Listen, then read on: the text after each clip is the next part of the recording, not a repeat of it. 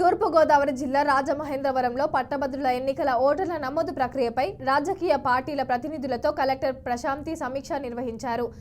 పట్టభద్రుల ఓటర్లుగా నవంబర్ 23 నాటికి 51,624 మంది గ్రాడ్యుయేట్స్ తమ దరఖాస్తు నమోదు చేసుకోవడం జరిగిందని కలెక్టర్ తెలిపారు. అభ్యంతరాలను దాఖలు చేయడానికి కాల వ్యవధి నవంబర్ 23 నుండి డిసెంబర్ 9 వరకు ఉంటుందని వెల్లడించారు.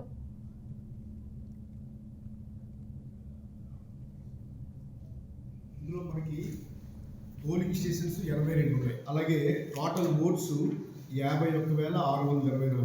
మీకు కాపీస్ సప్లై చేస్తాను.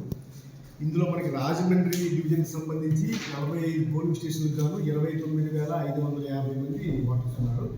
కొవ్వూరు డివిజన్లో 37 పోలింగ్ స్టేషన్లకు గాను 22,074. సో ఈవేళ డ్రాఫ్ట్ పబ్లికేషన్ మళ్ళీ మనకి డిసెంబర్ 9 దాకా క్లెయిమ్స్ అండ్ అబ్జెక్షన్స్ ఉంటాయి. ఈ పీరియడ్లో కూడా